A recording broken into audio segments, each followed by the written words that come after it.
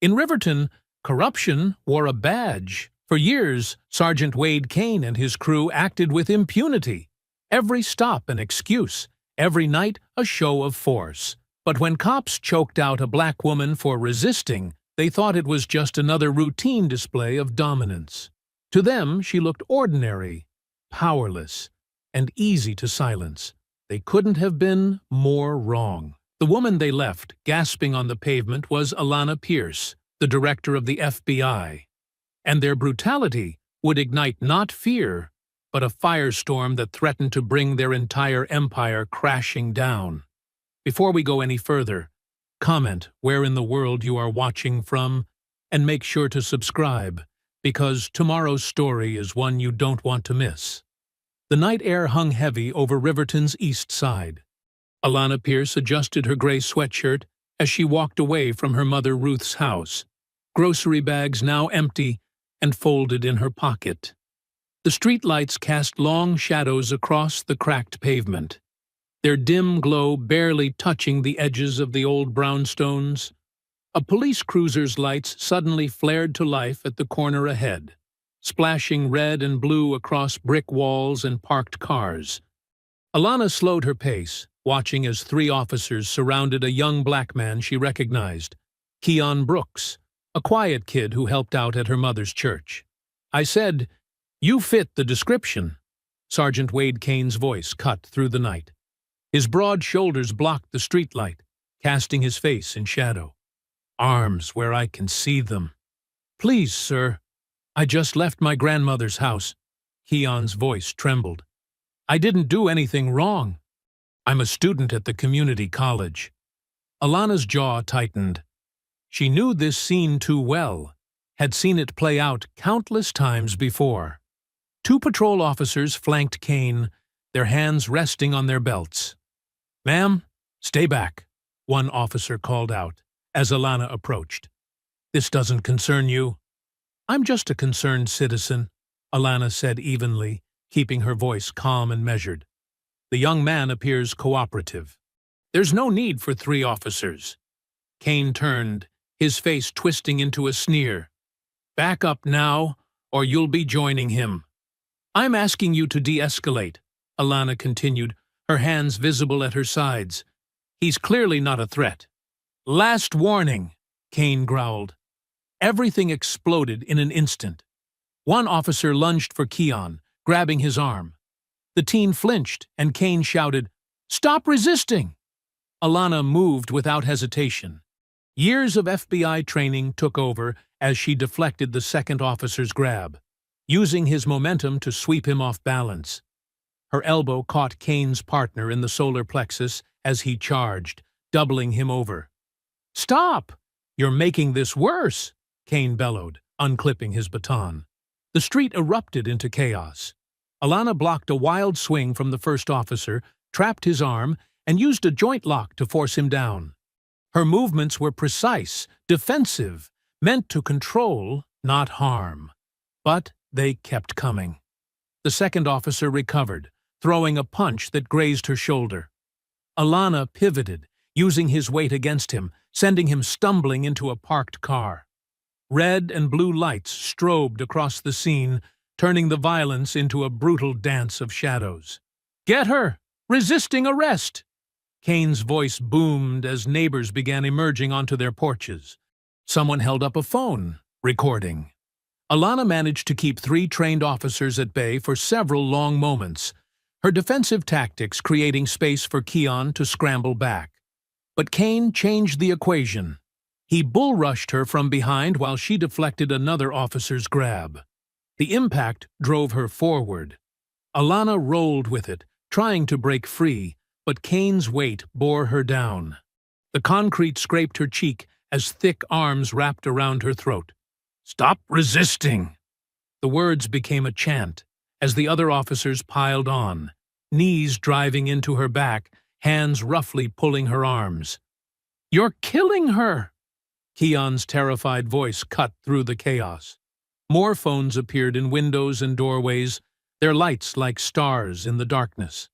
Alana fought to tuck her chin to protect her airway, but Kane's grip was like iron. Her lungs burned. The edges of her vision began to darken as Kane's snarl filled her ear. Should have listened. Resisting arrest. The red and blue lights began to blur, strobing slower and slower as consciousness slipped away. The last thing she heard was the wail of approaching sirens, growing distant. The world swam back into focus slowly, fragments of sensation piercing through the darkness. Cold asphalt pressed against Alana's cheek, rough and sticky with oil. Her wrists burned from the tight metal handcuffs digging into her skin. A heavy knee ground into her back, making each shallow breath a struggle. Red and blue lights still pulsed across the scene, but now more sirens wailed in the distance, growing closer. Her head throbbed where it had hit the ground. The taste of copper filled her mouth. "You're choking a woman!" a voice shouted from somewhere above. "What's wrong with you?" "Get back! Everyone back!" one of the officers yelled at the gathering crowd. The knee on Alana's back pressed harder, sending fresh pain shooting through her ribs. "She wasn't resisting," another neighbor called out. "We all saw it. We got it on video."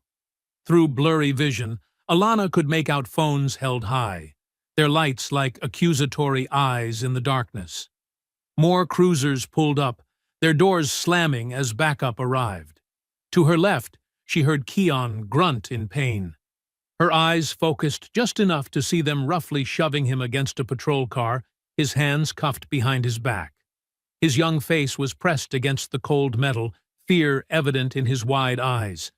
"Stay still, boy," one officer growled. Alana tried to lift her head, gathering what little strength remained. Her throat felt like it was on fire, each breath raspy and painful. "Get off!" she managed to gasp before darkness crept back in at the edges of her vision. The pressure on her back suddenly increased. "Shut up!" a voice hissed above her. More shouting filled the air as neighbors pressed closer, held back by the newly arrived officers. The crowd's anger was palpable, their voices rising in unified outrage. "Y'all gonna kill her right here in the street. She was trying to help that boy." "This ain't right!" Sirens cut through the chaos, different ones this time. An ambulance pulled up, its white and red lights adding to the surreal light show. Heavy boots approached quickly. "Move! Emergency medical services!" a firm voice commanded. "Get off her now!" The knee finally lifted from Alana's back. She gulped in air, her chest heaving against the pavement. Two EMTs knelt beside her, their practiced hands quickly checking her vital signs. The first one, younger with close-cropped hair, leaned in close to examine the darkening bruises around her neck. His eyes narrowed in recognition, then widened in uncertainty. "Ma'am, can you hear me?" The second EMT asked, gently turning her head to check her pupils. "Can you tell me your name?" Alana tried to respond, but only managed a hoarse whisper before another wave of dizziness washed over her. "We need to get her to the hospital," the first EMT said urgently. "Help me get these cuffs off." "She's under arrest," Kane barked, stepping forward. His badge caught the strobing lights as he loomed over them. "She needs immediate medical attention," the EMT countered firmly. "Protocol says the cuffs come off." After a tense moment, Kane nodded to another officer, who produced a key. The cuffs finally clicked open, leaving angry red marks on Alana's wrists.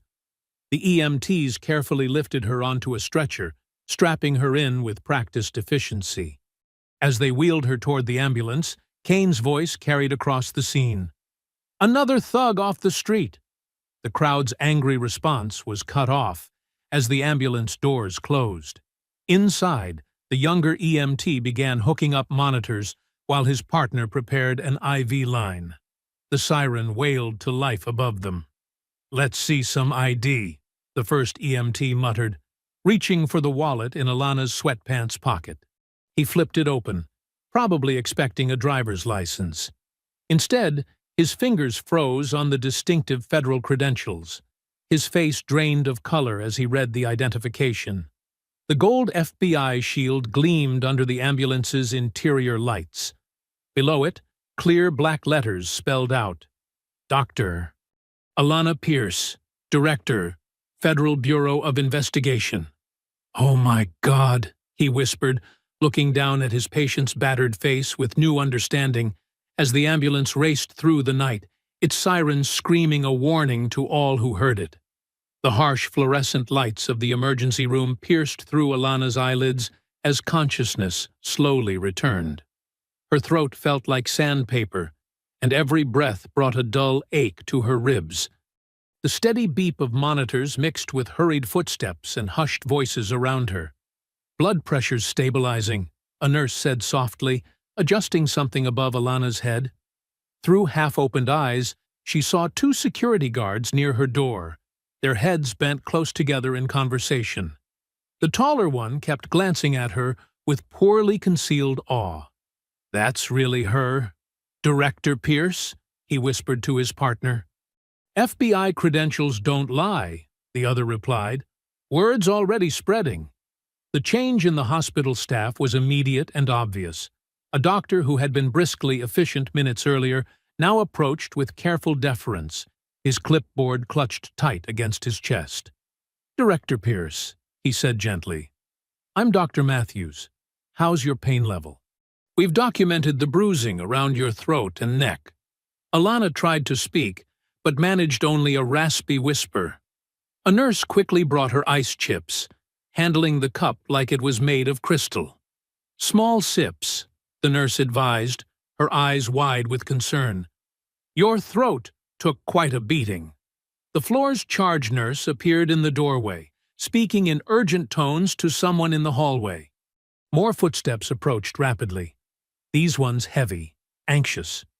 Police Chief Warren burst into the room, his face ashen. His uniform was hastily arranged, tie slightly crooked, suggesting he'd dressed in a hurry. Sweat beaded on his forehead despite the cool hospital air. "Madam Director," he stammered. We had no idea." His hands twisted his hat nervously. "If we'd known who you were."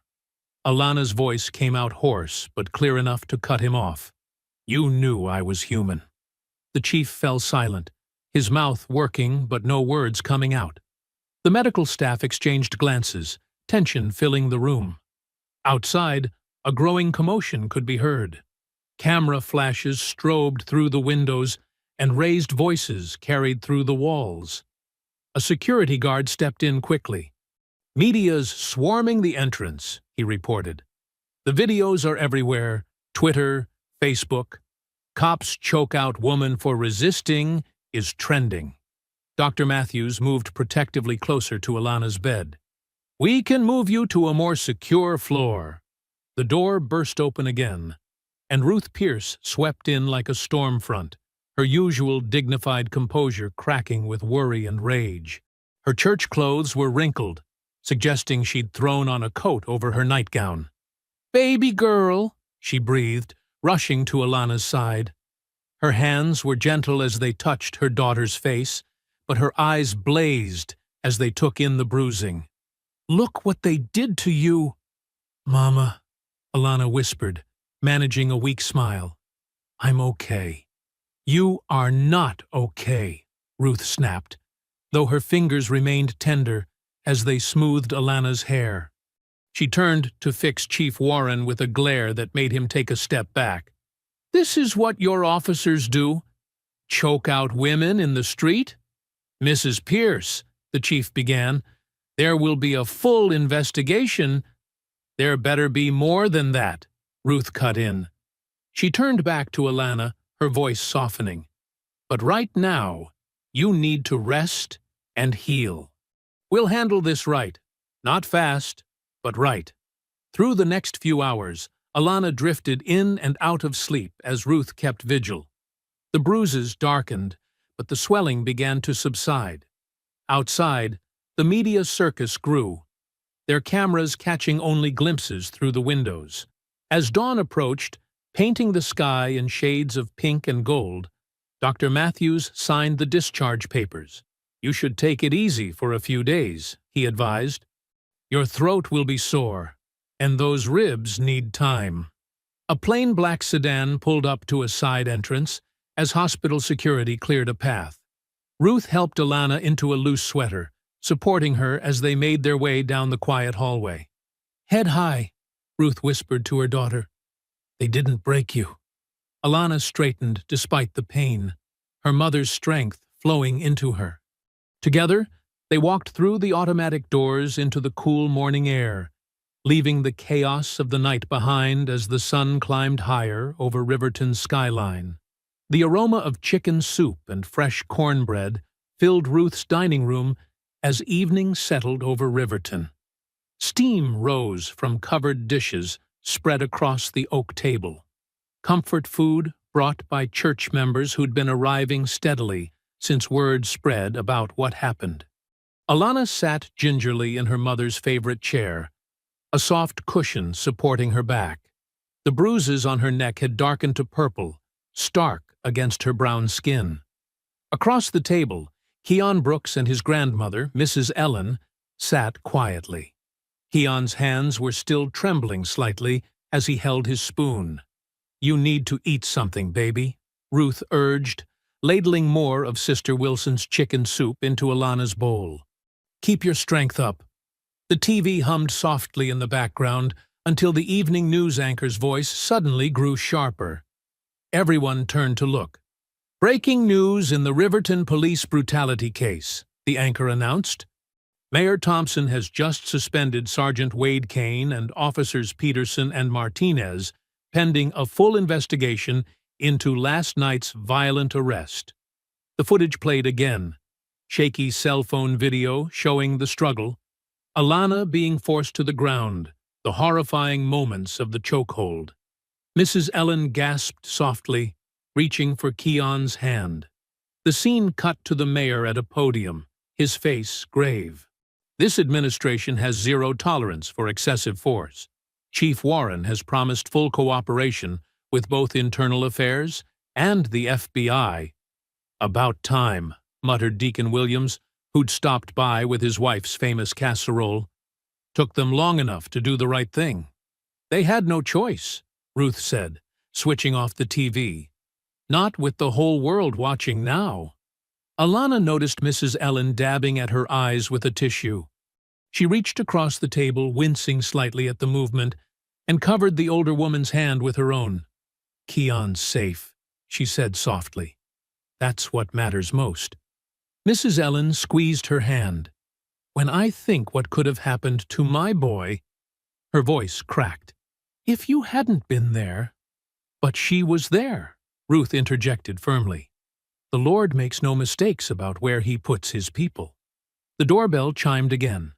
This time it was Miss Patricia from 3 doors down, bearing fresh-baked rolls and determination. "The whole neighborhood's talking," she reported, settling into an empty chair. "People are saying this is it. This is what's finally going to change things in Riverton." "The videos don't lie," Deacon Williams nodded. "Even the police union can't spin this one away." "My study group is organizing a rally," Keon spoke up, his voice stronger now. "Not a protest, more like a community meeting. We want to show support, share stories." He looked at Alana. "If you'd come speak—" "Keon," his grandmother warned, "the director needs to rest." "It's okay," Alana assured her, though her throat still ached. "We need young voices in this conversation. Young leaders." More neighbors arrived as evening deepened. Miss Loretta with her sweet potato pie, Mr. James carrying containers of his wife's famous gumbo. The dining room filled with quiet conversation and cautious optimism.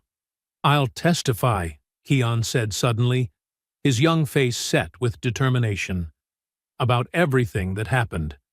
About how they were treating me before you showed up. About what they did to you. Whatever you need." The room fell silent. Everyone knew what it meant for a young black man to testify against police in Riverton. "You're brave," Alana told him, "but let's focus on healing first. Both of us." The visitors gradually departed as night settled in. Ruth saw them out, accepting hugs and promises of more food tomorrow.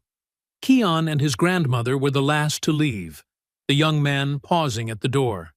"Thank you," he said simply, "for not walking by, for stopping." After they left, Ruth bustled around the kitchen, wrapping leftovers and loading the dishwasher. Alana sat heavily on the living room couch, the day's events finally catching up with her.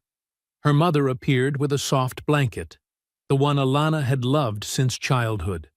"You're staying here tonight," Ruth said, brooking no argument as she tucked the blanket around her daughter. "Doctor's orders." "Mama, I'm not a child," Alana protested weakly, but settled into the familiar comfort. Through the front window, headlights swept across the wall as a car drove slowly past the house. It paused, engine idling, before moving on into the darkness. Ruth's hands stilled for a moment on the blanket, but she said nothing. The house creaked and settled around them, filled with decades of memories, both sweet and bitter. Outside, crickets chirped in the warm evening air, and somewhere in the distance, a siren wailed briefly before fading away. Morning sunlight streamed through the tall windows of the federal building in downtown Riverton. Inside her office, U.S. Attorney Marta Velasquez studied the dark bruises on Alana Pierce's neck, with barely contained anger. "They could have killed you," Marta said, her voice tight. She gestured to one of the leather chairs facing her desk. "Sit. You shouldn't even be here today." Alana lowered herself carefully into the chair. Despite the pain medication, every movement pulled at sore muscles. "We need to talk, Marta." "There's something you don't know." Marta raised an eyebrow, settling behind her desk. Files and legal pads covered its surface. Evidence of sleepless hours spent building cases. About the assault? "The videos are everywhere. We're already preparing charges." "No." Alana leaned forward slightly. "About why I was really in Riverton. Operation Daylight." Marta's expression shifted. As a veteran prosecutor, she recognized the weight in those words. "A sealed investigation? Started 3 months ago." Alana's voice was hoarse but steady. "The FBI has been tracking a corruption ring inside Riverton PD. They call themselves the Greys. Kane's crew." Marta breathed. Her hand reached for a legal pad, instinctively taking notes. More than just a crew, they're organized, connected. Alana pulled a thin folder from her bag, sliding it across the desk. Narcotics skimming from evidence. Protection rackets targeting small businesses. Links to the Sierra Cartel's local operations. Marta flipped through the documents, her frown deepening. "How deep does it go?" "At least 12 officers confirmed, maybe twice that many involved peripherally. Kane's their enforcer, but he's not the top. We've been building a RICO case." "Had been building," Marta corrected, looking up sharply. "This changes everything. You know that." Alana nodded grimly. "The moment Kane put his hands on me, he gave their defense attorneys a gift. They'll claim the entire investigation was tainted by bias. Personal vendetta." "They'd be right." Marta's tone was gentle but firm. "No judge will let you anywhere near this case now. You'll have to recuse." "Publicly, yes." Alana's eyes held steel. "But I'm not stepping away. I'll quarterback from the shadows if I have to." "Alana," a knock interrupted them. One of Marta's assistants entered, tablet in hand. "Ma'am, you need to see this. Tech just analyzed the body cam footage from last night." Marta took the tablet, studying the timeline display. Her jaw tightened. "There's a gap. 3 minutes and 20 seconds missing. Right during the..." She glanced at Alana's neck. "During the chokehold," Alana finished. "They're already destroying evidence." "This is a federal crime," Marta said, fingers drumming on her desk. "Tampering with..." Her phone buzzed. She answered, listening intently. The color drained from her face. "When?" she demanded. "Anyone hurt?" She looked at Alana. "Your mother's church. Someone threw a brick through the stained glass window about 10 minutes ago. Alana was already standing, ignoring the pain that shot through her shoulders. "There's more," Marta continued, still listening to the phone. The brick had gray paint smeared across it. A message. 20 minutes later, they stood before the shattered window of Ruth's church. Colored glass crunched under their shoes. The morning sun caught the jagged edges, casting broken rainbows across the sidewalk. Ruth stood nearby, directing the maintenance man who was measuring for a temporary board. Her voice was steady, but Alana saw how her hands trembled. The brick lay where it had fallen among the glass shards. The gray paint was still wet, dripping like tears down its rough surface. Alana's fists clenched at her sides as she stared at the destruction. Her voice, when it came, was barely above a whisper. "This isn't over." Several elderly church members had gathered, whispering among themselves. Sister Wilson clutched her worn Bible close. "First, they hurt our children," she said. "Now they attack God's house?" Marta stepped closer to Alana, speaking low. "This changes the timeline. We need to move faster." "Agreed." Alana watched as more congregation members arrived, their faces a mixture of anger and determination. Some carried brooms and dustpans, already moving to help clean up. "They're escalating, getting sloppy. And giving us more evidence," Marta added. She pulled out her phone, thumbs flying across the screen. "I'm expediting those warrant requests. Kane and his people just moved themselves up the priority list." A police cruiser rolled past the church, moving slowly. The officer inside watched them through mirrored sunglasses before accelerating away. Ruth approached, glass crunching under her sensible shoes. She touched the broken window frame, decades of memories in her eyes. "Your father helped install this window," she said quietly to Alana. 30 years ago. Flickering neon from Mike's all-night diner cast alternating pink and blue shadows across the nearly empty parking lot. At this hour, only truckers and night shift workers occupied the vinyl booths inside. Officer Blake Hoyt's hands gripped his steering wheel, knuckles white, as he scanned the lot for the third time. A dark sedan pulled in quietly, parking 2 spaces away. Hoyt's breath caught as Alana Pierce stepped out, wearing a plain windbreaker despite the warm night. She moved with careful steps, her injuries from Kane's attack still fresh. Hoyt got out, trying to look casual as he approached. His uniform was at home.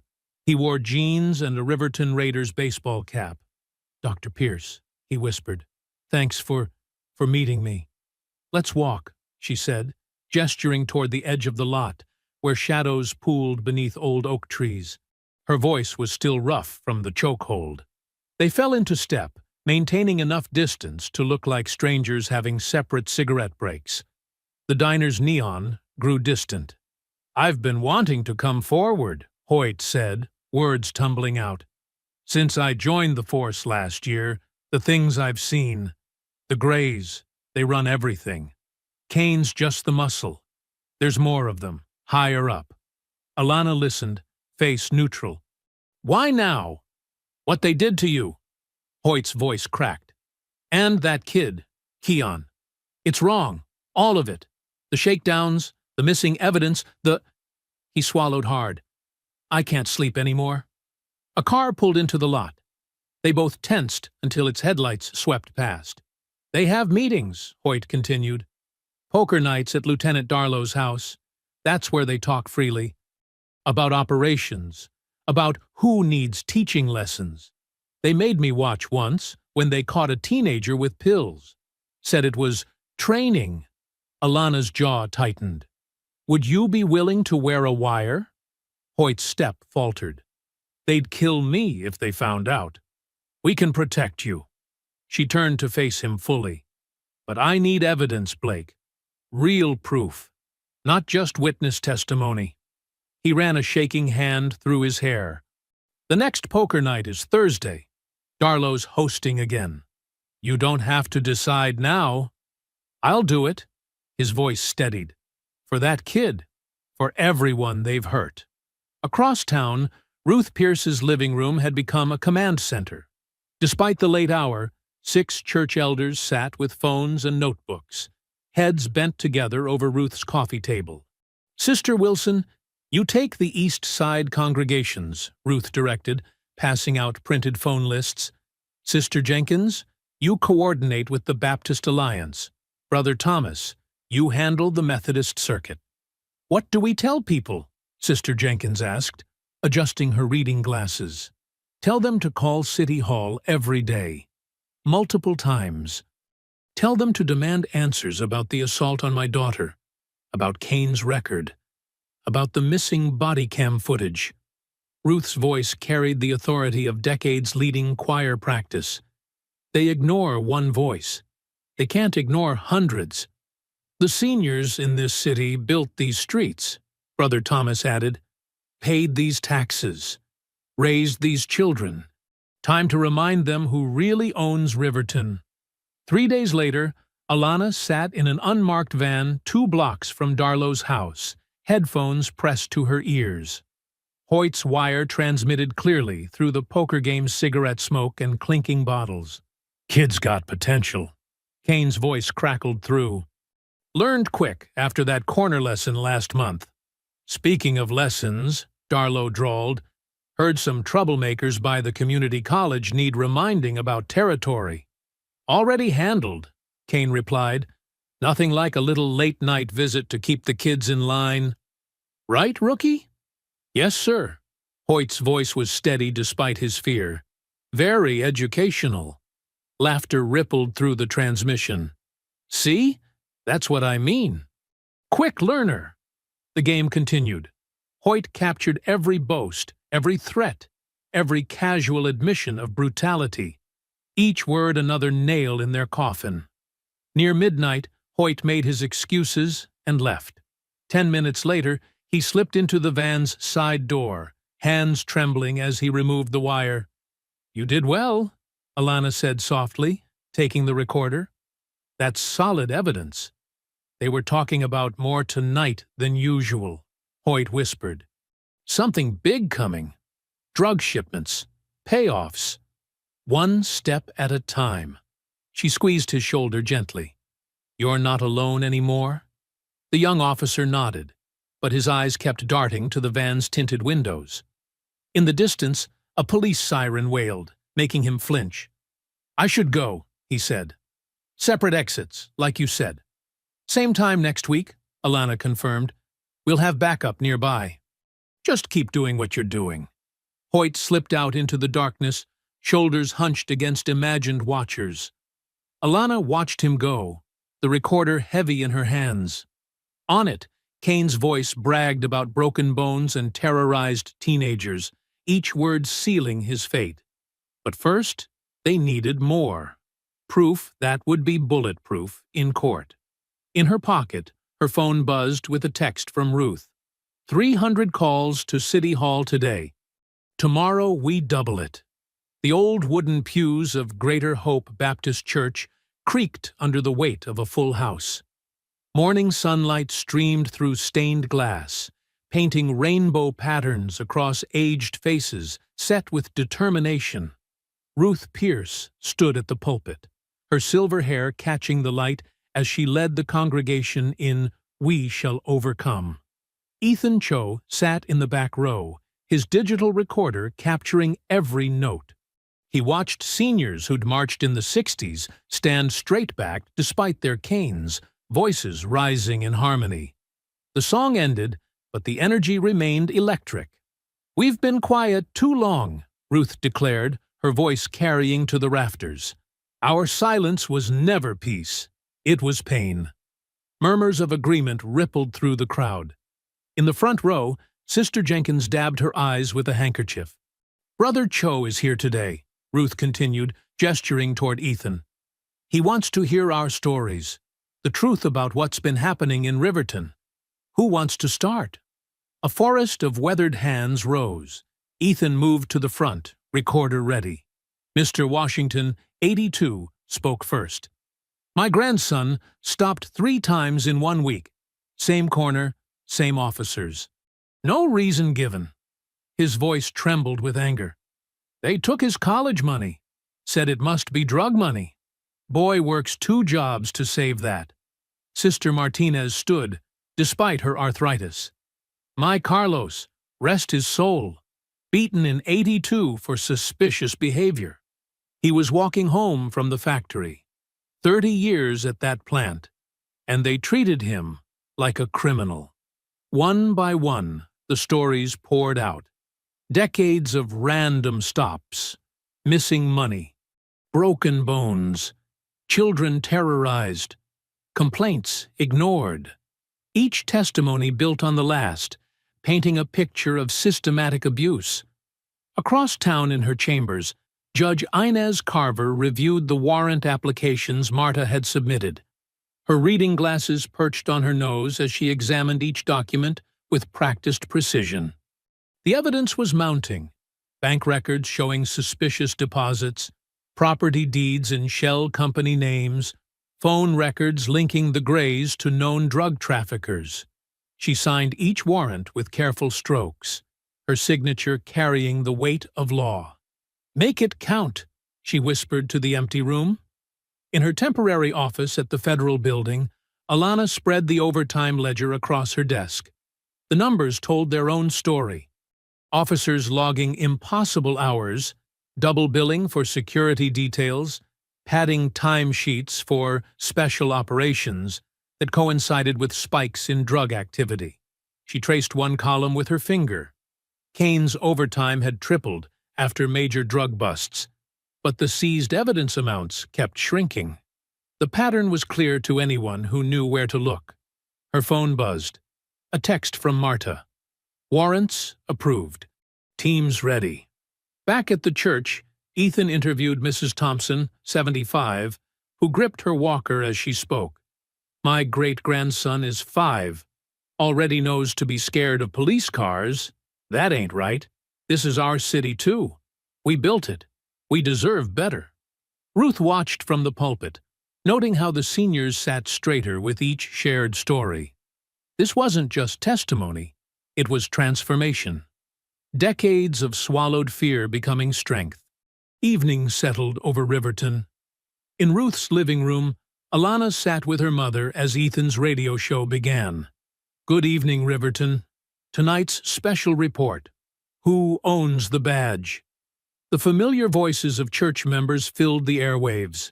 Mr. Washington's testimony crackled with clarity. Sister Martinez's grief echoed through decades. Mrs. Thompson's demand for dignity rang true. Between each clip, Ethan provided context, dates, locations, patterns of behavior. The phone lines lit up immediately. My boy, too, one caller said. Same corner, same officers. They took my savings in '95, another added. Said I couldn't prove it was mine. The calls kept coming. Ruth reached for Alana's hand as they listened. For the first time since the attack, a small smile crossed Alana's face. The wall of silence was cracking. This is your city, Ethan's voice concluded the hour. These are your streets. These are your badges, paid for by your taxes. The question isn't just who owns the badge, it's who will stand up to make it mean something again. The radio fell silent, but Ruth's living room hummed with possibility. Outside, car horns honked in support. Phones buzzed with messages from neighbors who'd listened. Your brother would be proud, Ruth said softly, squeezing Alana's hand. Alana's smile grew stronger, though her throat still bore fading bruises. The truth was finally being spoken, not in whispers, but in strong, clear voices that could no longer be ignored. The neon sign of Mel's all-night diner buzzed against the gray morning sky. Inside, Alana Pierce sat in a corner booth, her reflection ghosted in the rain-streaked window. Across from her, Union President Darlow stirred his coffee with practiced casualness, his suit jacket stretched tight across his shoulders. I appreciate you meeting me, Alana said, her voice carrying just far enough to reach him. The diner was nearly empty. a couple of truckers at the counter, a waitress refilling sugar dispensers. Darlow's smile didn't reach his eyes.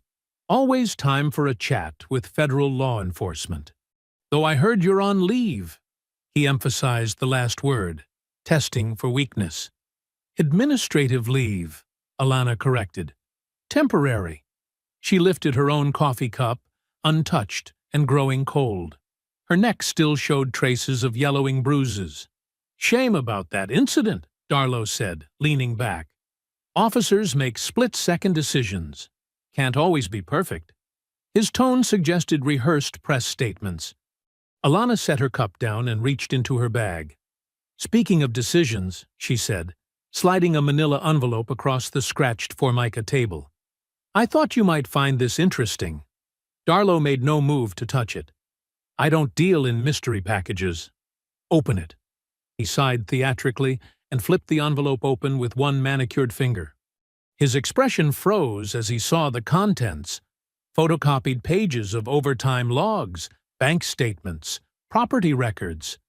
Creative accounting, Alana commented, especially those highway patrol shifts. 3 officers claiming the same hours on opposite sides of town. That must have been quite a trick. Darlow's laugh was practiced, but tight around the edges. You don't scare me, Director Pierce. Every department has paperwork issues. Nothing here a good auditor couldn't explain. Officer Chen might disagree, Alana said quietly. And Officer Martinez. Officer Thompson, too. They're all very interested in protecting their pensions. The color drained from Darlow's face, though his smile remained fixed. You're bluffing. Rodriguez already gave a statement. Full immunity. Alana took another manila envelope from her bag. Would you like to see the transcript? Darlow's hand twitched toward it, then stopped. You're overplaying your hand. 1 dirty cop making wild claims. 8 dirty cops, Alana corrected. So far, all with documentation. All willing to testify about the Gray's operation. The overtime fraud is just the beginning. A muscle jumped in Darlow's jaw. Outside, thunder rolled across the city. Think about your retirement, James, Alana said, using his first name deliberately. 28 years on the force. That's a nice pension waiting. Would be a shame to lose it over loyalty to Kane. You threatening me? Darlow's voice dropped to a growl. Offering you a choice. Alana slid a business card across the table. U.S. Attorney's Office. Make the call by tonight. Darlow's knuckles whitened around his coffee cup. You'll regret this. You have no idea what you're walking into. I know exactly what I'm walking into, Alana replied. The question is, do you know what you're protecting? How deep does Kane's operation really go? The waitress approached with a coffee pot. Darlow waved her away with forced cheerfulness. Kane's a decorated officer, he said when she was gone. Community servant. You're chasing shadows. I'm chasing evidence. Alana tapped the envelopes. Bank records don't lie. Neither do property deeds or phone logs. The choice is simple. Save yourself or go down with him. Rain drummed against the windows. In the kitchen, a short-order cook called out an order. The normalcy of the diner made the tension at their booth feel surreal. You've got nothing, Darlow said, but his voice lacked conviction. Check your voicemail, Alana replied. Rodriguez's statement should have hit your lawyer's inbox 10 minutes ago. I'm told the part about the warehouse by the river is particularly interesting. Darlow's phone was out before he could stop himself. His fingers trembled slightly as he checked messages. Times change, Alana said softly. The old ways of doing business. They're done. Be smart about this. She stood, leaving both envelopes on the table. Darlow stared at them like they might bite. Tonight, she reminded him. After that, deals are off the table. The bell above the door chimed as she stepped out into the drizzle. The morning air was thick with the smell of wet asphalt. Across the street, a black SUV idled, its windows tinted dark. Alana noted the plate number without seeming to look. Ohio tags, starting with XRG. The rain beaded on her jacket as she walked to her car, each drop distinct and cold against her skin. Behind her, through the diner's window, Darlow sat motionless, the evidence of his crumbling empire spread before him on the plastic tablecloth. The fog rolled thick off the river, turning streetlights into hazy orbs. Officer Blake Hoyt stood in the shadow of Warehouse 17, his heart hammering against the wire taped to his chest. The worn brick buildings loomed like ancient sentinels along the waterfront, their windows dark and watchful. At precisely midnight, headlights cut through the mist. 3 vehicles pulled up: Kane's pickup, a black SUV with the familiar XRG plates, and a white panel van. Hoyt straightened his uniform, reminding himself to breathe normally. "Evening, rookie," Kane called out, boots crunching on broken asphalt. "Playing security guard tonight?" "Yes, sir," Hoyt managed, proud his voice didn't shake. "All quiet here." 2 men emerged from the SUV, Darlow and another officer Hoyt recognized from the grays. The panel van's side door slid open with a metallic groan, revealing 3 men in plain clothes. Their movements were careful, practiced. "Our friends from down south," Kane announced, clapping one on the shoulder. "Let's talk business." Inside the warehouse, naked bulbs cast harsh shadows between towering storage racks. Kane's crew and the cartel men formed a loose circle. Hoyt positioned himself by the door, exactly as planned. "Monthly numbers are good," Kane said, unzipping a gym bag. Stacks of cash emerged, rubber-banded and neat. Extra sweet since that evidence locker accident last week. One of the cartel men nodded. "And our merchandise?" "Moving smooth through the east side," Darlow reported. "School zones are gold mines if you know how to work them." Hoyt's stomach turned, but he kept his face neutral. The wire caught every word. The white van's cargo proved to be boxes of pills, prescription labels intact. "Straight from the evidence room," Kane bragged. "Logged as destroyed." Suddenly, floodlights blazed through the high windows. "FBI! Everyone on the ground!" The warehouse erupted in chaos. Doors crashed open as federal agents swarmed in, weapons drawn. Kane lunged for his sidearm, but found 3 laser sights already dancing on his chest. "Don't!" Marta Velasquez's voice rang out. She stepped through the door, badge gleaming. "It's over." Outside, news vans screeched to a halt. Ethan Cho's voice crackled over car radios and emergency scanners. "Breaking news! Federal agents have just raided a warehouse on River Street. Multiple Riverton police officers are being taken into custody." Kane's eyes found Hoyt. "You little rat!" he snarled as agents cuffed him. "No," Hoyt replied, voice steady at last. "I'm a real cop." The arrest operation moved like clockwork. Evidence teams photographed the money, the drugs, the ledgers. Marked bills from previous deals were logged and bagged. Each handcuffed officer and cartel member was led out into the glare of news cameras.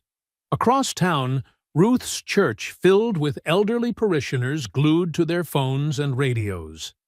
As each arrest was announced, cheers erupted. Old women who had lost sons to police violence wept in the pews. Men who had been harassed for decades stood and sang. "Kane! Darlow! Phillips!"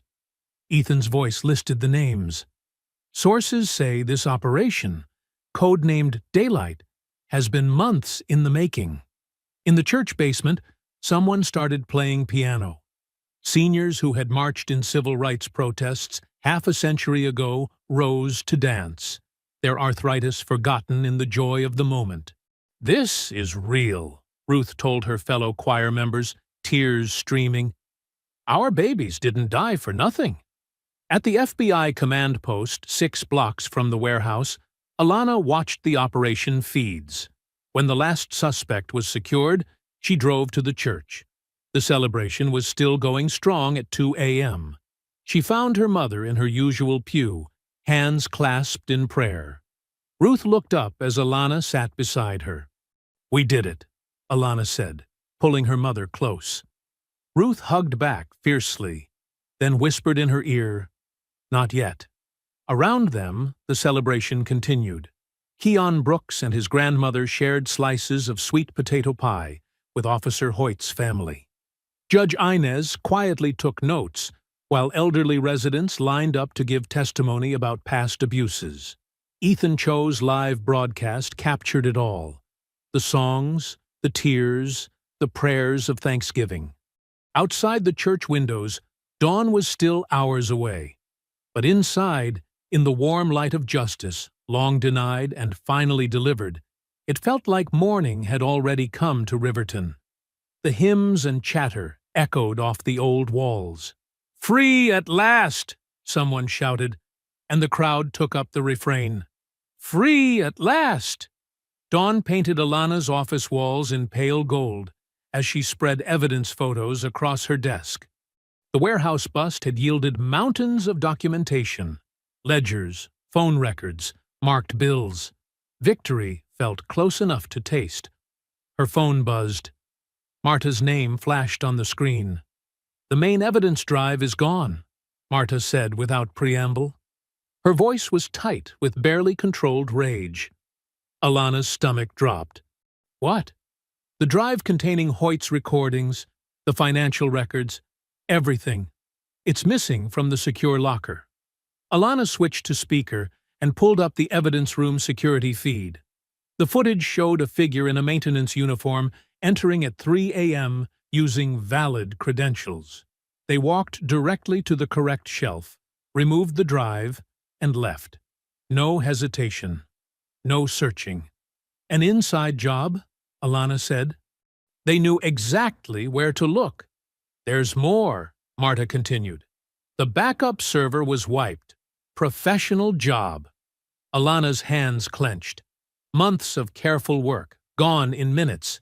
She dispatched a forensics team immediately, but her gut told her they'd find nothing useful. The morning crawled by in a haze of emergency meetings and damage control. Then, at 2 p.m., her worst fears materialized in a text from Marta. "Hoyt found dead." The scene was staged to look like suicide. Service weapon, typed note, empty bottle of pills. But Alana saw the truth in the details. Slight bruising around the wrists, carpet fibers under the fingernails, the angle of the fatal shot, all wrong for self-infliction. "He fought back," the medical examiner whispered, pointing to defensive wounds on Hoyt's hands. That evening, as Alana sat in her office drafting a statement about Hoyt's death, her phone exploded with notifications. A video was spreading across social media like wildfire. Body cam footage from the night of her choking, but drastically altered. The doctored version showed her throwing the first punch, attacking Kane unprovoked. "Clear evidence of FBI overreach," the police union spokesperson declared on live TV. "Director Pierce is waging a personal vendetta against honest officers." Within hours, the grand jury announced their decision. No indictment for Kane or any other officer involved in her assault.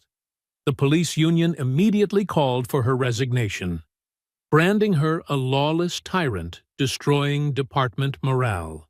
The city's mood shifted like a weather vane in a storm. Protest groups gathered outside the federal building, split between those demanding justice and those defending the police. The local news ran side-by-side images: Alana's bruised face from the hospital versus the doctored footage of her attack. "They're playing a dangerous game," Marta warned during a brief meeting, "making you look like the aggressor while positioning themselves as victims."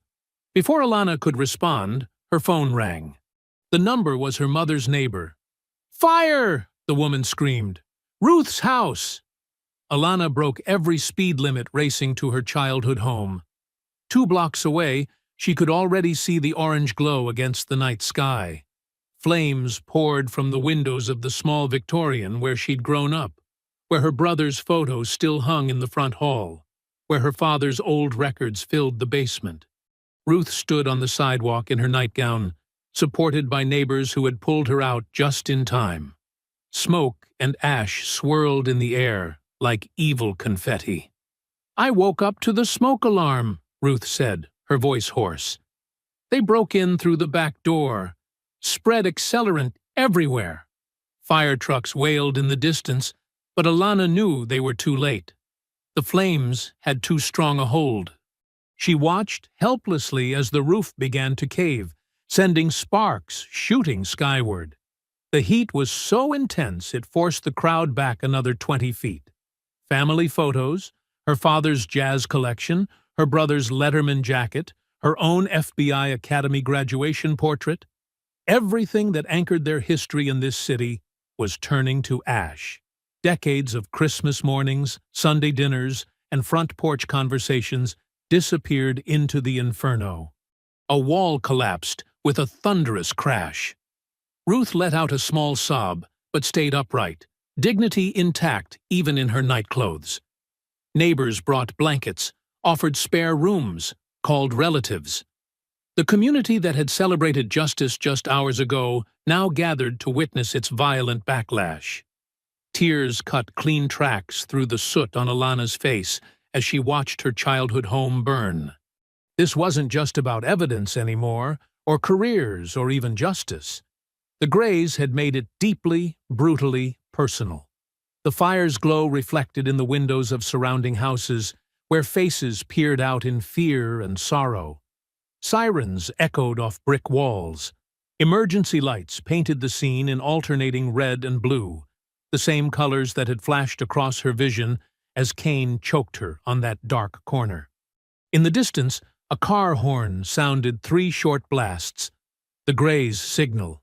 They were watching, making sure their message was received. Ruth's hand found Alana's in the dark.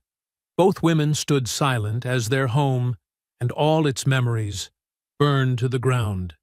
Dawn crept over Riverton, pale sunlight revealing the full devastation of the fire.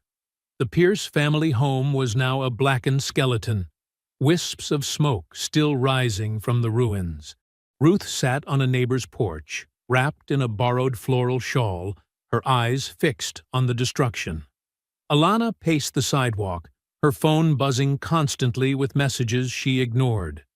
The smell of smoke clung to her clothes, a constant reminder of what the Greys had taken from them. "Baby," Ruth called softly. "Come sit." Alana stopped pacing but remained standing. "I'm done hiding, Mama." "Done playing their game." "Good," Ruth said, surprising her daughter. "Because hiding never saved anyone in this town." Alana pulled out her phone and sent a mass text.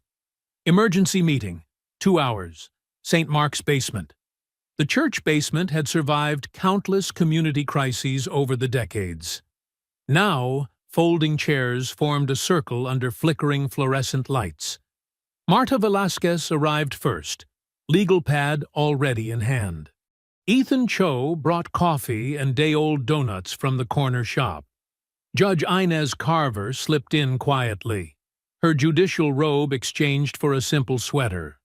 Ruth's elders' council filled several chairs, their faces set with determination. A handful of honest officers, those who had worked with Hoyt, completed the circle. "They think they've won," Alana began, standing in the center. Her voice was hoarse from smoke inhalation, but steady. "They think burning down our home means we'll back down. But they've made a mistake. They've shown their desperation," Marta added, pen poised over her legal pad. "Exactly." Alana nodded. "Cain's gotten sloppy. The fire, Hoyt's murder, they're panic moves. And panic leaves traces."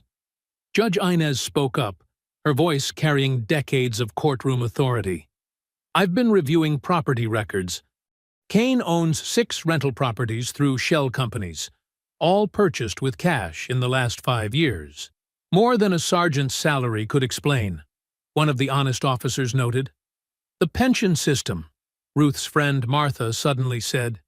Everyone turned to the elderly woman. "My Harold was on the force 40 years. Nothing scared those boys more than losing their pensions." Ethan Cho was already typing on his laptop. The police pension fund requires a clean record. Any felony conviction means automatic forfeiture, Marta finished, writing furiously. And civil asset forfeiture could freeze those properties while we investigate their purchase. The plan began taking shape. Ethan would run a series exposing Kane's property empire. Judge Inez would sign the forfeiture warrants. The honest officers would ensure the paperwork moved through channels without warning. Ruth's counsel would organize daily protests outside the pension board meetings. Kane will have to surface, Alana said. He'll want to negotiate, to make a deal. He'll try to meet somewhere private, one officer warned, somewhere he can control. Let him think he's in control, Alana replied. That's when he makes mistakes. They spent the next hour mapping out every detail. Marta drafted the legal documents. Ethan prepared his broadcast scripts. The elders organized their phone trees. Judge Inez reviewed precedents for the warrants. We move at dawn, Alana concluded. Kane will wake up to frozen accounts and property liens. By noon, the pension board will have their preliminary report. By evening, every senior citizen in Riverton will be calling their council member about police pension reform. The coalition began dispersing, each with their assigned tasks. Ruth remained seated, watching her daughter with quiet pride. When the room had emptied except for them, she stood and crossed to Alana. Your brother would be proud, Ruth said softly, placing a weathered hand against Alana's cheek. So proud of who you've become. Alana leaned into her mother's touch, drawing strength from the contact. I couldn't do this alone. You're not alone, Ruth assured her. We're with you. All of us. She straightened Alana's collar with the automatic gesture of a mother who had done so countless times before. Now, let's go make some noise. Through the church's basement windows, morning light was growing stronger, burning away the lingering smoke that hung over Riverton. In the parking lot, cars started up as their unlikely coalition headed out to set their trap. The time for hiding was over. The parking structure loomed like a concrete fortress, shadows dancing between support pillars. Alana stood on level 3, her back against a concrete wall, waiting. The city sprawled below, a maze of streetlights and dark alleys. A black SUV growled up the ramp, headlights off. Kane emerged first, a police-issue baton already in hand. 2 heavies flanked him. Alana recognized them from the original choking incident. Both wore dark jackets that couldn't quite hide their shoulder holsters. No badge tonight. Alana's voice carried across the empty garage. Kane twirled the baton. Didn't think we needed the formalities. 3 against 1? Still can't fight fair? The heavies spread out, trying to flank her. Their footsteps echoed off concrete walls. Kane's face twisted into an ugly smile. You should have stayed down the first time. He lunged, baton whistling through the air. Alana slipped left, letting it crack against concrete. Her elbow found his ribs, precise, brutal. Kane stumbled back with a grunt. The first heavy rushed in. Alana grabbed the nearest car door handle, yanked it open into his charge. The impact rang through the structure. She followed through with a palm heel to his temple, then drove her knee into his midsection. An armbar took him down, face pressed to oil-stained concrete. The second heavy was smarter, more cautious. He circled, looking for an opening. Kane recovered, baton ready. Getting tired? Kane taunted. No backup this time. Don't need it. Alana kept both men in view, stance balanced. They came at her together. Alana used their size against them, ducking under wild swings. Her defensive training took over. Deflect, counter, control. Each movement precise. Nothing wasted. The second heavy caught her shoulder with a glancing blow, but she turned it into momentum, sweeping his legs. Kane pressed his advantage, backing her toward a concrete pillar. The baton came down hard. Alana caught his wrist, twisted. The weapon clattered to the ground. But Kane was ready. He drove forward, slamming her against the pillar. His arms snaked around her throat, the same chokehold from that night on the corner. "Remember this?" he snarled. But Alana was ready. She tucked her chin, protecting her windpipe. Her hips shifted, center of gravity dropping. One smooth motion, rotate, hip throw. Kane hit the ground hard.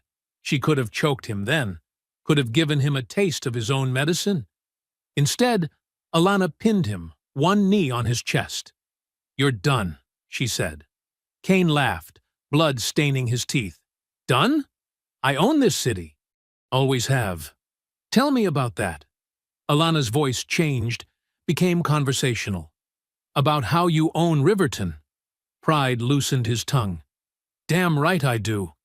20 years keeping the streets quiet, making sure the right people get paid.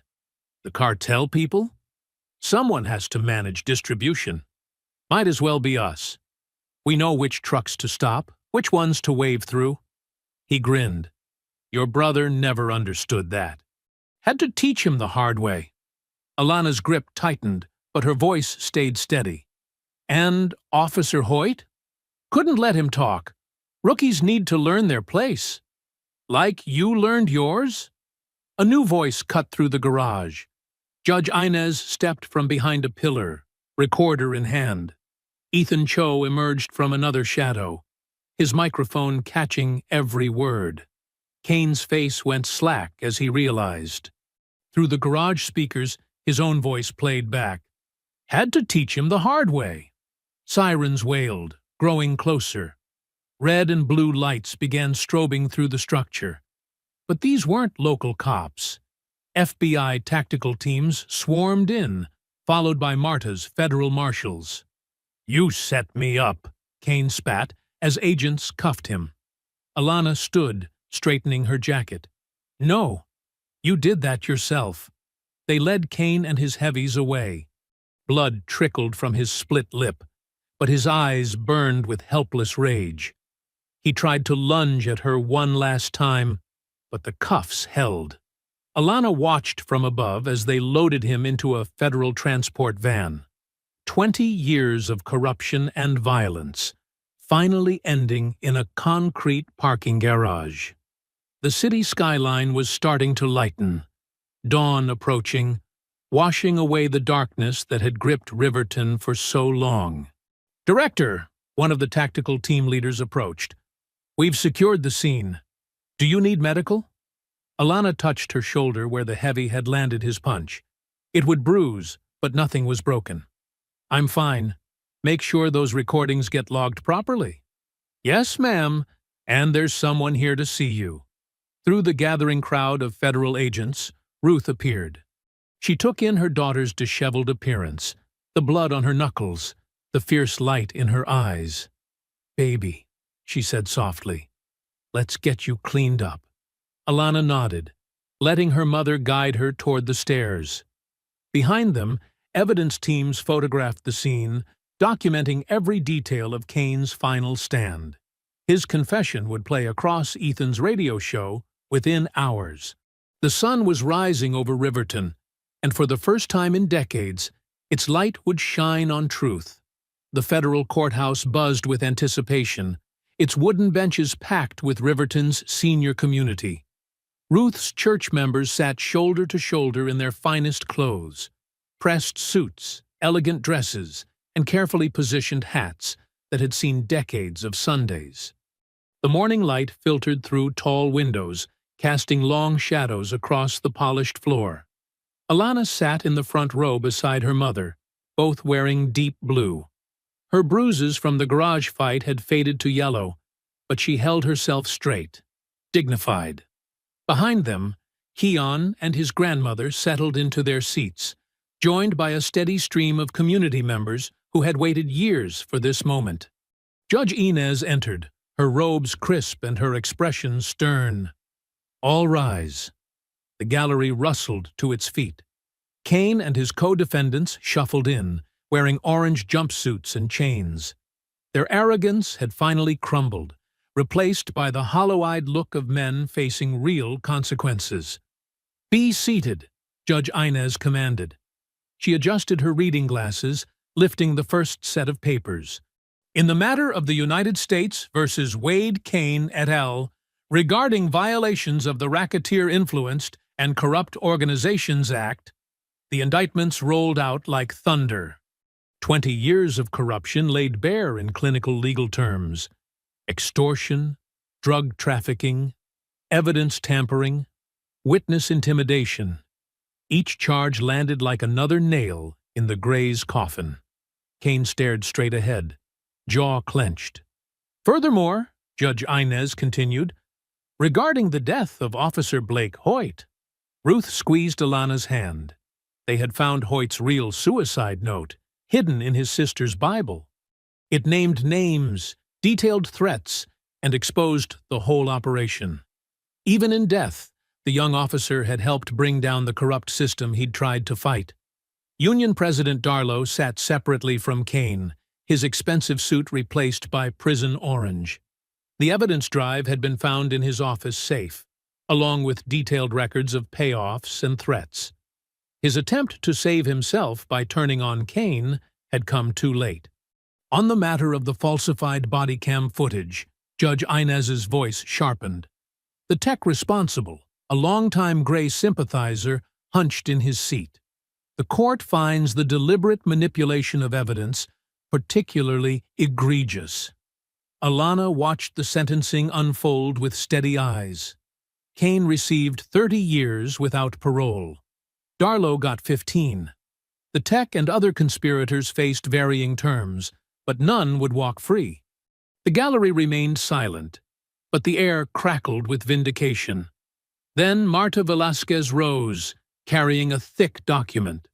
"Your Honor, the United States would like to present the terms of the negotiated consent decree." Judge Inez nodded. "Proceed." Marta outlined the sweeping changes: an independent oversight board with real teeth, mandatory body cameras with felony penalties for tampering, and a complete restructuring of internal affairs. But the heart of the decree came next. Furthermore, Marta declared, a permanent community elder board will be established, comprised of Riverton seniors, with direct subpoena power over police records and personnel files. A murmur rippled through the gallery. Ruth sat straighter, her eyes bright. "This board," Marta continued, "will have authority to review all use-of-force incidents, with special attention to racial bias and excessive force. Chokeholds and similar respiratory restraints are hereby banned, with criminal penalties for violations." The decree went on, detailed and comprehensive. Every loophole that had protected the Grays was closed. Every dark corner where corruption had festered would now face sunlight and scrutiny. Kane's face twisted as he listened. His empire wasn't just falling. It was being dismantled brick by brick, replaced by the very people he had terrorized. The seniors in their Sunday best would now have power over the badge he had abused. When Judge Inez asked for community statements, Ruth stood. Her voice carried clear and strong across the courtroom. "My son died on these streets 20 years ago," she said. "Today, we reclaim them. Not with violence, but with justice. Not with fear, but with oversight. Not alone, but together." She turned to look at Kane. "You thought you owned this city, but Riverton belongs to all of us. Every child walking to school, every elder at the bus stop, every family just trying to live in peace. Today, we take it back." Judge Inez brought down her gavel, making the decree official. As federal marshals led the defendants away, the gallery remained seated, absorbing the weight of the moment. Decades of struggle had led to this day. Ruth's hand found Alana's again. Tears shone in her eyes as she whispered, "Your brother would be proud." Alana squeezed back, her throat tight with emotion. Around them, other seniors dabbed at their eyes, or nodded in solemn satisfaction. Keon reached forward to touch Alana's shoulder in gratitude. Through the courthouse windows, Riverton spread out below, its streets and neighborhoods now free from the Gray's shadow. The consent decree wasn't just paper, it was a promise to every citizen that justice wasn't just a word. It was a living, breathing thing that belonged to the people. The late summer sun beat down on Ruth's partially rebuilt house as neighbors wielded hammers and paintbrushes. The charred skeleton had been replaced with fresh lumber, and the air smelled of sawdust and new paint instead of ash. Community members of all ages worked together, seniors directing operations from lawn chairs, while younger folks climbed ladders and hauled materials. Alana stood in what would become the new living room, watching through the open frame as Keon helped install windows. He wore a crisp button-down with his sleeves rolled up, looking more confident than the nervous teenager she'd met that fateful night. His U.S. Attorney's Office intern badge hung from his belt, catching the light. "Pass me that level, honey," Ruth called from where she supervised the kitchen reconstruction. She sat in her favorite chair, recovered from the fire and reupholstered by church ladies. A clipboard with paint samples rested in her lap. Alana handed over the tool, then paused to watch Mrs. Johnson from 3 doors down, carefully painting trim. The elderly woman's strokes were slow but precise, her Sunday manicure protected by work gloves. Every neighbor who could hold a brush or direct traffic had shown up to help. "The scholarship committee meets tomorrow," Keon said, stepping inside to grab his water bottle. "We've already got 5 applicants, all local kids wanting to join the Reformed Police Academy." Alana nodded, pride warming her chest. The Blake Hoyt Memorial Scholarship would support recruits from Riverton's poorest neighborhoods who committed to community-oriented policing. Hoyt's sister had cried when they'd proposed it, saying her brother would have loved knowing his death helped create positive change. "How's the internship?" Ruth asked Keon, adjusting her reading glasses to examine a paint swatch. "Amazing," he grinned. Ms. Velasquez, has me helping review community oversight applications. Says I have good instincts for who'll take the responsibility seriously." The sound of power tools paused as Pastor Marcus called everyone to gather for lunch.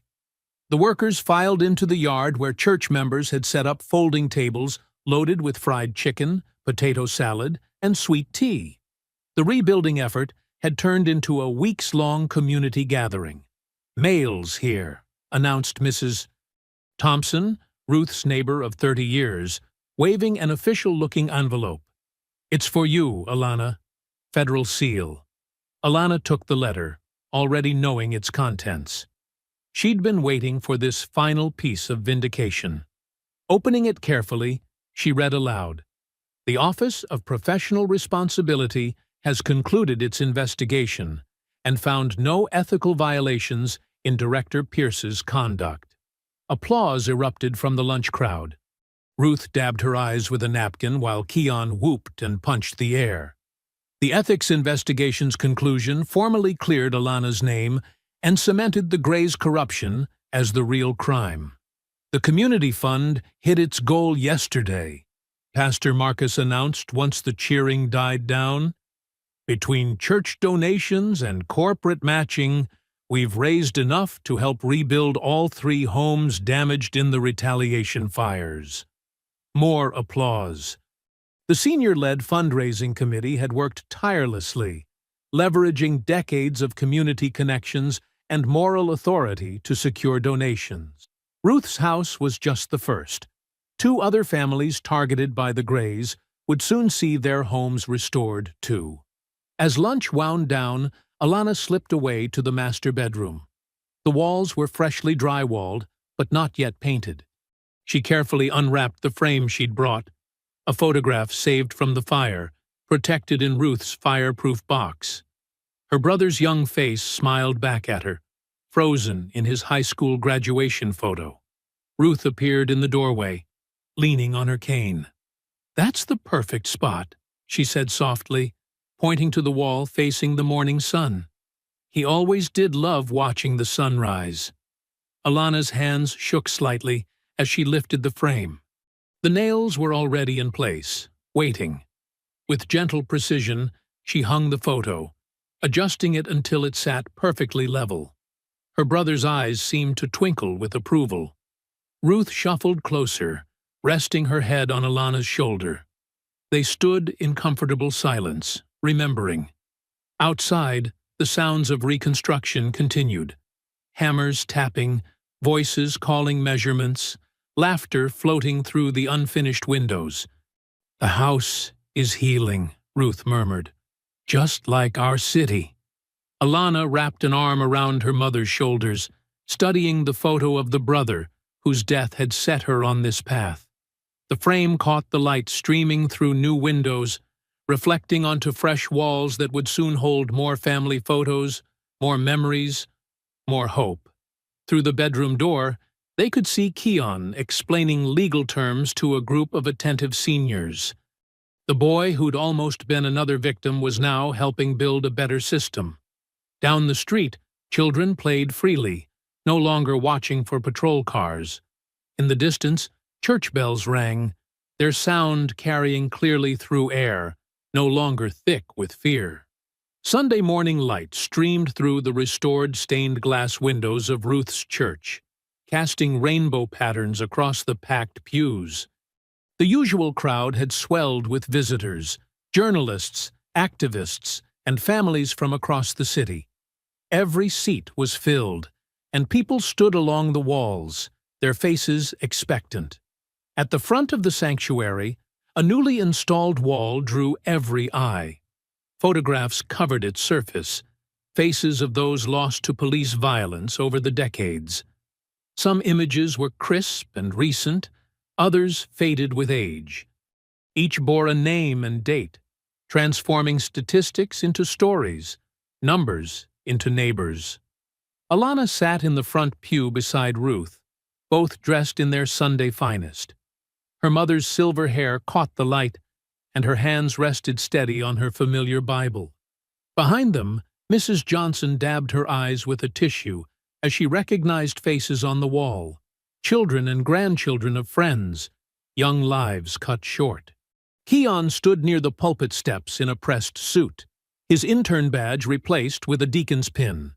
His grandmother beamed from her usual spot in the choir stand.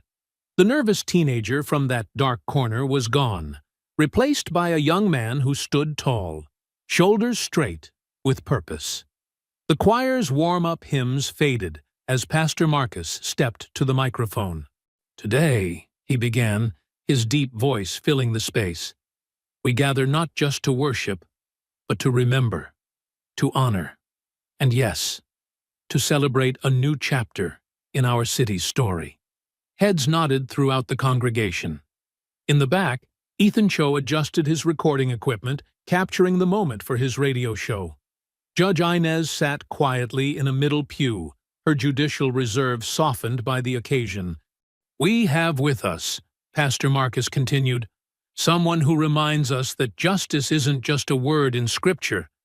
It's a calling that demands action." "Director Pierce?" Alana rose smoothly, though her heart thundered. She'd testified before Congress, briefed presidents, but speaking here, before her community, felt weightier. These were the people who'd raised her, who'd supported her mother after her brother's death, who'd helped rebuild their home. She took her place at the pulpit, surveying the sea of familiar faces. Seniors who'd manned phone banks sat beside young activists who'd marched. Officers who'd helped expose the grays were scattered throughout, their badges catching the light. "When I was 17, Alana began, her voice clear and strong, my brother's photo became one of the first on a wall like this. Another young black life reduced to a statistic. Another family left to grieve while those responsible faced no consequences. The church was silent, except for soft sounds of agreement, of shared pain. That loss shaped my life's direction. But standing here today, I see something different. I see a community that refused to accept darkness as permanent. I see elders who turned their wisdom into action, young people who chose courage over fear, and officers who remembered their true duty to serve and protect. She gestured to the wall of photos. Each face here represents not just a tragedy, but a call to action. When they tried to make me another name on this wall, you answered that call. You flooded phone lines, shared evidence, testified in court. You proved that justice isn't something we wait for. It's something we build together. The choir hummed softly, a foundation of harmony supporting her words. Keon straightened his tie, eyes bright with determination. Some say change comes slowly, Alana continued, that we must be patient. Wait for the right moment, the right light. But I stand here today to say, we don't wait for the light. We become it. The choir's hum grew stronger. Heads nodded. Amens rippled through the congregation. We become it through our courage to speak truth, through our willingness to stand together, through our determination to build systems of accountability that serve all people, not just some. Camera flashes punctuated her words as photographers captured the moment. The morning light through the windows seemed to intensify, bathing the sanctuary in gold. The consent decree is just the beginning. The scholarships, the oversight board, the new training standards. These are tools, but the real power lies in this room, in our continued commitment to shine light into dark places. Ruth's eyes shone with pride as she watched her daughter, seeing echoes of past civil rights leaders in her stance, her conviction. Every time we choose justice over convenience, truth over comfort, community over division, we become the light this city needs. And that light, Alana's voice rose with emotion, that light cannot be dimmed. The choir surged to their feet, voices lifting in powerful harmony. Like a wave, the seniors in the congregation rose, followed by everyone else until the whole church stood together. Keon stepped forward at the pulpit steps, face glowing with hope for the future he would help build. Cameras flashed again, recording this moment of transformation. But the real power wasn't in the photos or headlines. It was in the unified heartbeat of a community standing firm in their commitment to justice. I hope you enjoyed that story. Please share it with your friends and subscribe so that you do not miss out on the next one. In the meantime, I have handpicked 2 stories for you that I think you will enjoy. Have a great day.